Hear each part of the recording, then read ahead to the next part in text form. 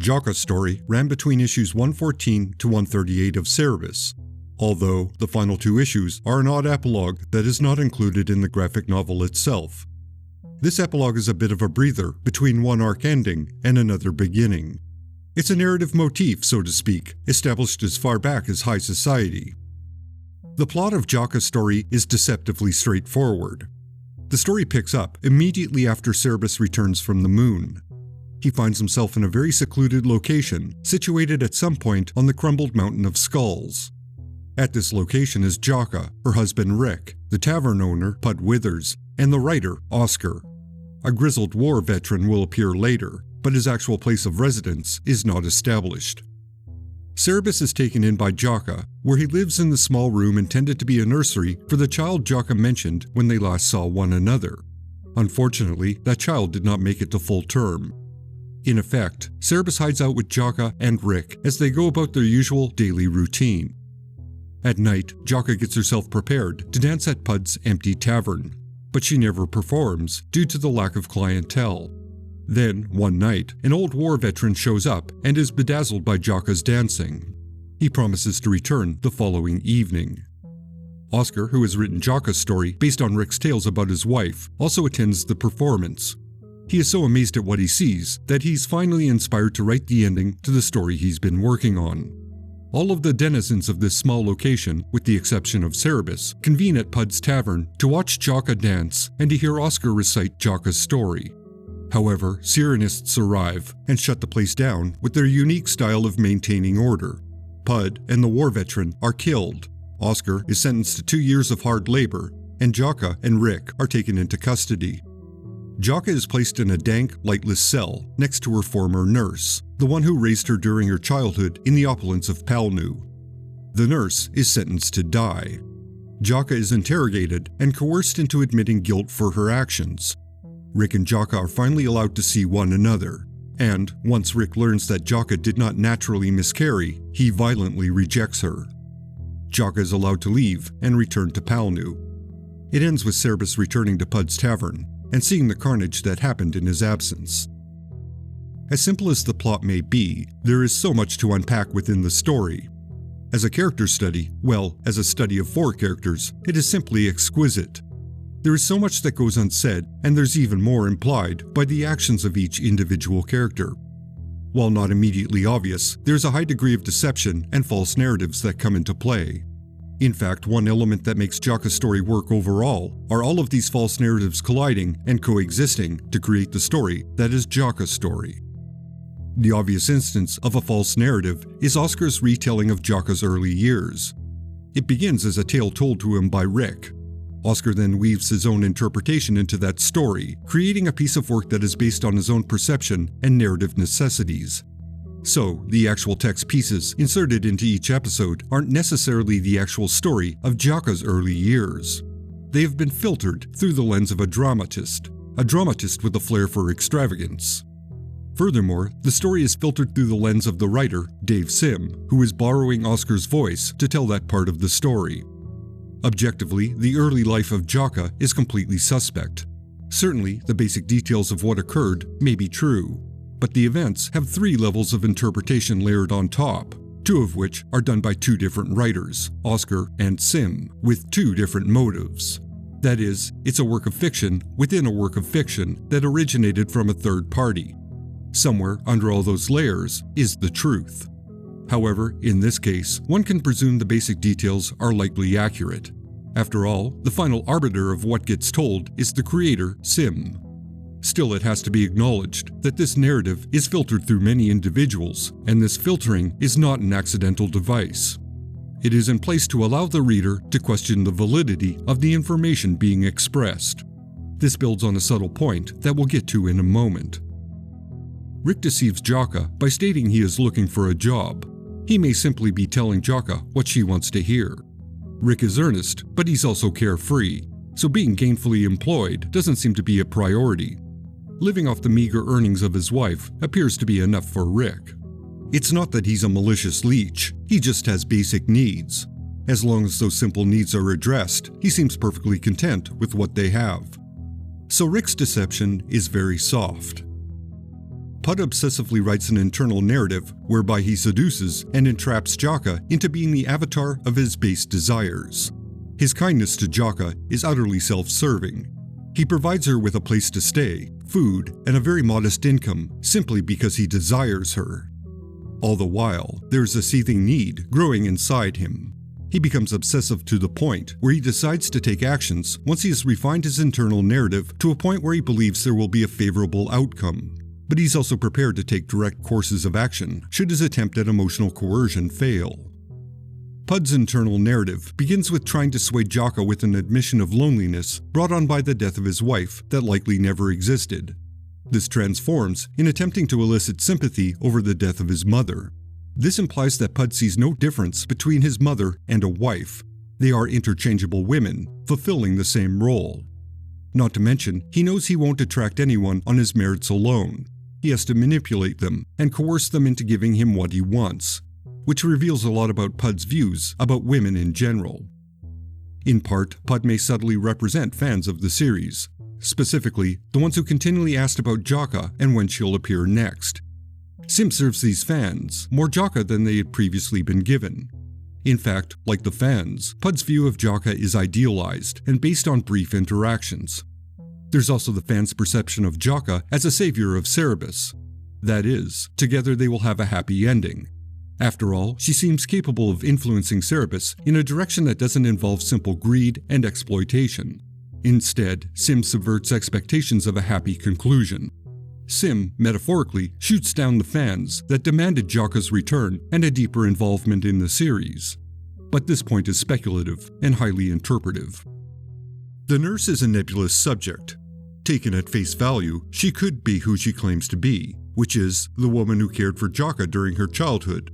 But one has to take into account this is a Sirenist prison, and Jaka is being interrogated. Not to mention, the nurse is never actually seen, and the last time Jaka saw or heard this person was many years distant. Furthermore, Jaka doesn't instantly recognize the voice of the person she hears. So the person claiming to be the nurse could be anyone. Or it could be an indication of Jaka's childhood privilege, meaning the nurse was merely a servant and Jaka took no note of any details concerning the person hired to care for her. Even if the nurse is who she states she is, she could be collaborating with the Sirenists in order to secure her own freedom. Or because she's a Sirenist herself, she's helping the cause. So her imprisonment may be a ruse to get Jaka to talk, and her eventual death sentence was merely a way to remove her from the cell once her job was done. So there are many levels of ambiguity with the nurse, which allows for a fair amount of interpretation. This ambiguity is even represented in the artwork that accompanies the text segments. The nurse's face is replaced with the face of Missy, the doll that represents Jaka's only perceived childhood friend. Naturally, this draws the connection that Jaka's only actual living friend was her nurse, who, in the ensuing years, became a faceless entity in her memory, which also establishes how little Jaka thought of her nurse. Jaka allegedly holds a secret from Rick, and it concerns what actually happened to the baby they conceived together. Thatcher reveals that Jaka voluntarily ended the pregnancy, but Jaka is not given the opportunity to deny this charge. She is literally muzzled. The implication is, this accusation is true, but it may not be. After all, Sirenists do hold a child's life as sacred, and an action like this should have severe repercussions for Jaka. Yet, she is allowed to leave unharmed and unpunished. Certainly, Jaka has some protection as an upper-class Polnu citizen, so due to her connections, she goes unpunished. Still, the accusation has the subtext of being manufactured. That being said, the voluntary termination may be true. Jaka is a dancer, and carrying a child to term would have noticeable consequences on her body, and dancing is the one area where Jaka excels. Even Oscar, who is not attracted to women, is stunned and inspired by her capability. So it's not difficult to believe Jaka took this course of action to preserve the one thing that truly makes her special. But it has to be noted, it's not known whether that's true. Jaka does not acknowledge, justify, or deny the accusation. We don't actually know Jaka's side of the story. Everything is implied. Therefore, everything is suspect. That's the overall point. We are told Jaka's story by everyone other than Jaka. Jaka's voice on the matter is entirely silent or silenced.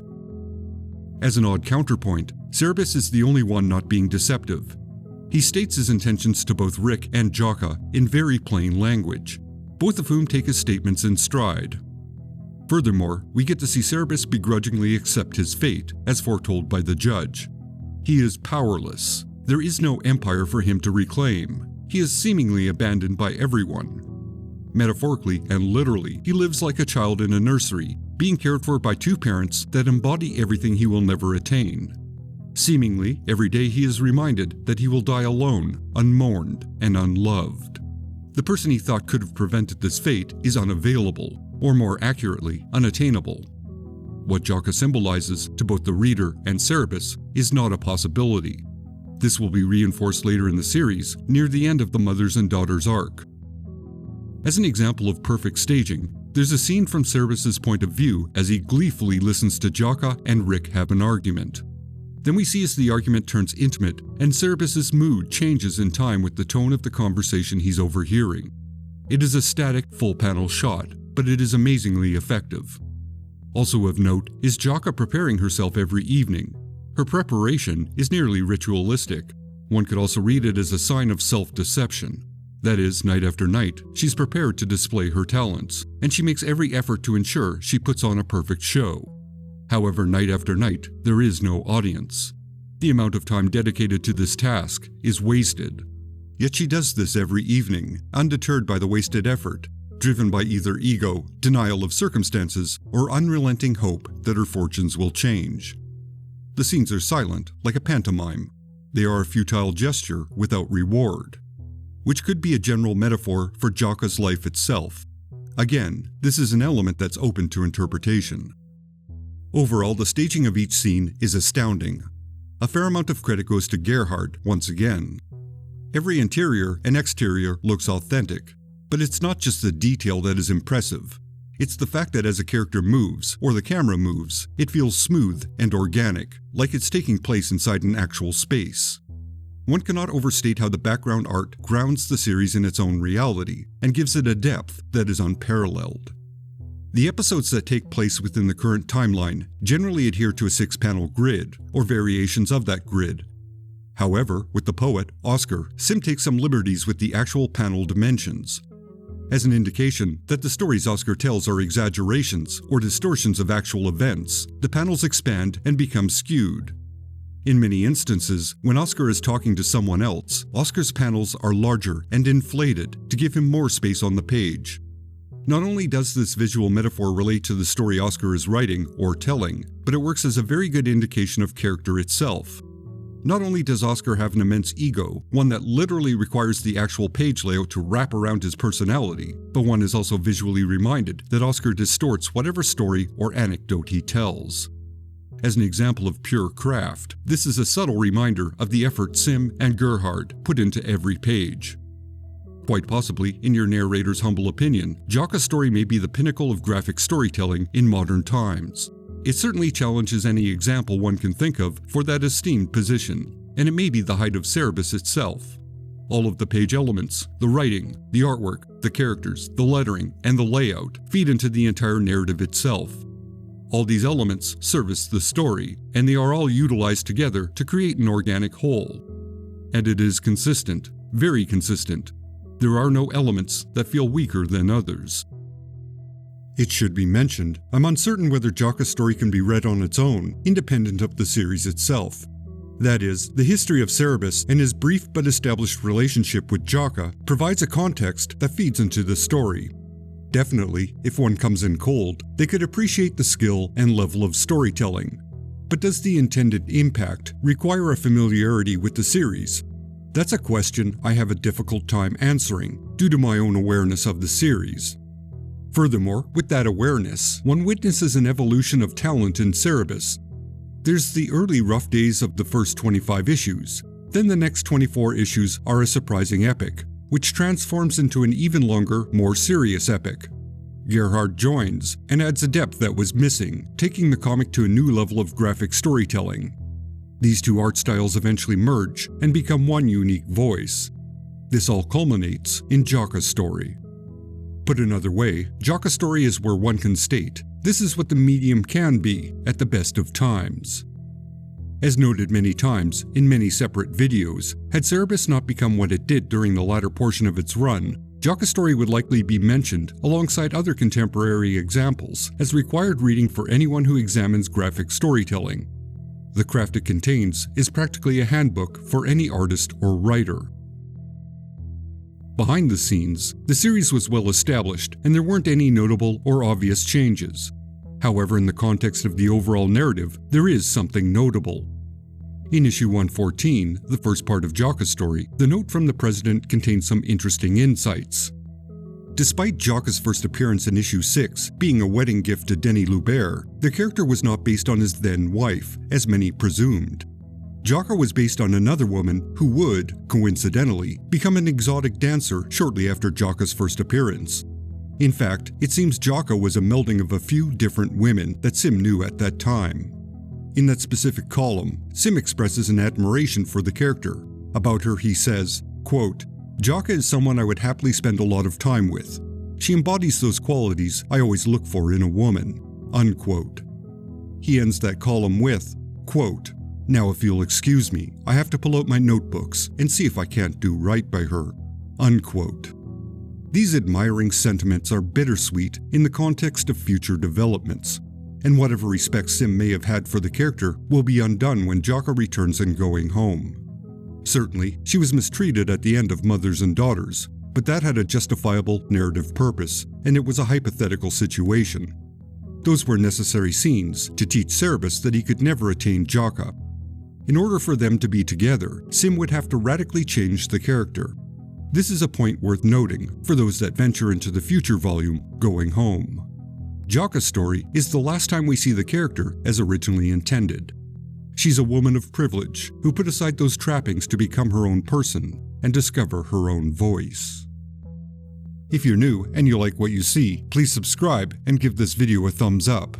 If you want to go a step further and directly support this channel, there's a link to my Patreon in the description. All that's left to say is thank you for watching, or listening, whatever the case may be.